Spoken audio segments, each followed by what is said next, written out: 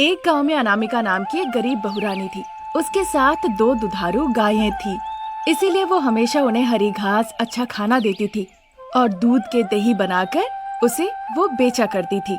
फिर उससे जो वो पैसे कमाया करती थी, उससे सास शारदा, ससुर प्रसाद और अपाहिज पति रमेश का देखभाल किया करती थी।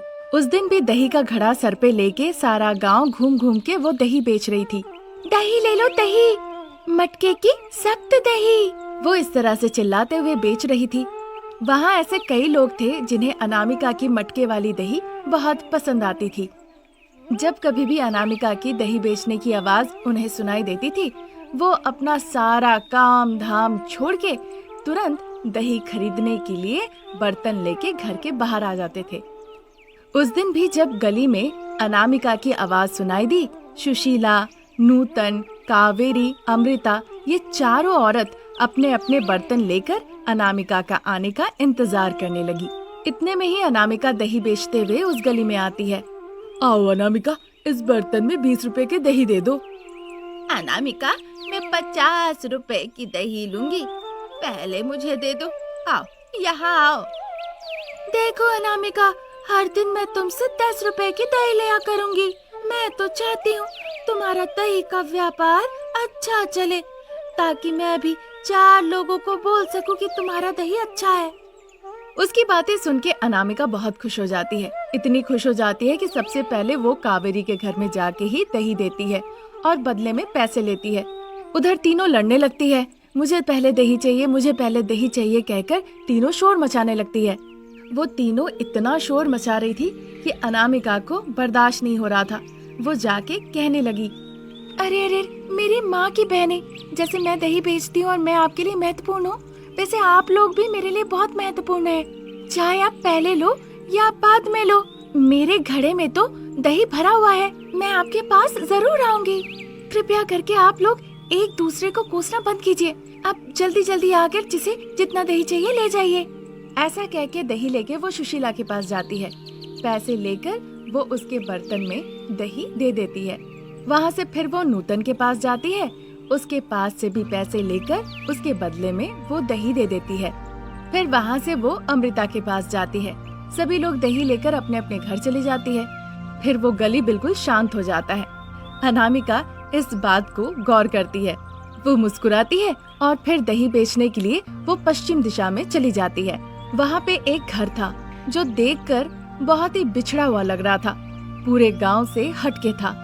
वहाँ एक बुजुर्ग महिला एक हाथ में छड़ी लेकर घर के बाहर खड़ी थी।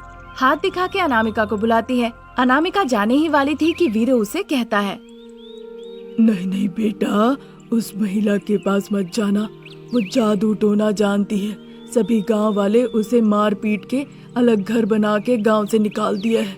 वो गांव आती है तो पत्थर चप्पल से सब मारते हैं और कोई भी उसके पास नहीं जाता। तुम भी मत जाओ। वीरू ऐसा कहकर वहाँ से चले गए।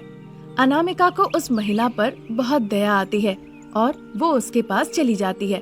अनामिका जब रात में अपनी सासू माँ के पास सोई हुई थी, तभी भी उसे सपने में वो बुढ़िया हाथ में छड़ी पकड़ के उसे बुलाते हुए नजर आती है। इसीलिए वो अकबका के नींद से उठ के बैठ जाती है। शारदा आंखें खोल के देखती है कि अनामिका बहुत डरी हुई है। क्या हो गया बहू? वो माँ जी, गाँव के पश्चिम दिशा में। इससे पहले कि अनामिका अपनी बातें पूरी करती, इसी बीच शारदा कहने लगती है, तुम उस बुजुर्ग महिला का सपना देखी क्या? हाँ माँ जी, मैं जब दही बेचने गई थी, उस बुजुर्ग महिला ने मुझे देखा था। अनामिका की बातें सुन के शारदा बहुत नाराज हो जाती है। तुम्हें अकल नहीं है क्या? मैंने तुम्हें कहा था ना, उस दिशा में तुम मत जाना। तुम उस तरफ क्यों गई? उधर के लोगों ने कहा था ज्यादा पैसे देकर वो ज्यादा दही लेंगे, तभी मैंने उन्हें देखा। वो बुजुर्ग महिला मुझे बुला रही थी। मैं जाने ही वाली थी कि वीरू ने कहा उस तरफ ना जाने के लिए, तो फिर मैं गई नहीं। वो बुजुर्ग महिला अच्छी औरत नहीं है। अब जो हुआ सो हो गया। तुम एक काम करो बहू, पूरा गांव अभी सो रहा है, बिना किसी के नजर में आए तुम जाके उस बुढ़िया को दही दे आओ। शारदा की बातें सुन के पहले अनामिका बहुत डर गई। उसने जाने के लिए मना कर दिया। फिर शारदा ने समझा के कहा कि उसके परिवार को कुछ नहीं होगा।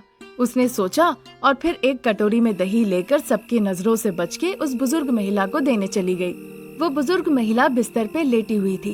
अनामिका जाके उसे दही देती है। अनामिका का दिया हुआ दही का कटोरी देखकर वो बुजुर्ग महिला बहुत खुश होती है। गांव वाले कहते हैं तुम्हारा दही बहुत ही स्वादिष्ट है, इसीलिए मुझे भी खाना था। तभी तो मैंने तुम्हें बुलाया था। तुम मेरे लिए दही लेकर यहाँ आई हो। मैं बहुत खुश हुई क्योंकि तुमने इतना कुछ किया, इसलिए एक तुम्हें मायावी दही का घड़ा दूंगी। तुम उस घड़े का तभी इस्तेमाल करना जब तुम बहुत संकट में होगी।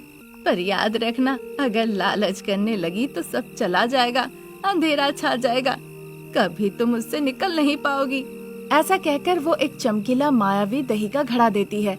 जब वो अनामिका के पास आया वो एक साधारण घड़ा बन गया। अनामिका उस घड़े को लेकर जल्दी जल्दी घर लौट आती है।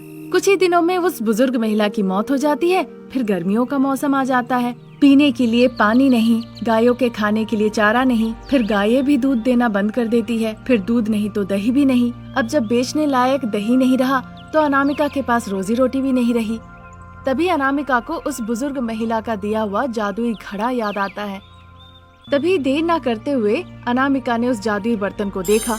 जादुई बर्तन हवा में चमकते हुए उड़ने लगा। सभी उसे देखकर बड़े हैरान हुए। उस मायावी घड़े से सोने का दही निकलने लगता है। अनामिका उस सोने के दही को छूकर देखती है। माँ जी, ये तो सोने की दही है। क्या कह रही हो बहू? फिर तुम उस घड़े को कहीं ले जाकर छुपा दो। हम उस सोने के दही को ले जाकर बेचेंगे और खुशी खुशी जीवन बिताएंगे। ये गलत बात है माँ जी, इसे लालच कहते हैं। हम इस सोने के दही को सिर्फ अपनी खुशी के लिए नहीं इस्तेमाल कर सकते। इस सोने के दही से सबका भला होना चाहिए। ऐसा कहकर गरीब बहुरानी उस सोने के दही को सोनार के दुकान में ले जाकर उसे बेचती है और उन पैसों से गांव में बोरवेल लगाती है। एक बड़ा टैंक भी लगवाती है। गांव का स्कूल जो टूटने वाला था उसकी मरम्मत करवाती है। इसी के साथ जानवरों के देखभाल के लिए गौशाला बनवाती है। वहाँ उनकी देखभाल करती है और खुशी खुशी जीवन बिताने लगती है।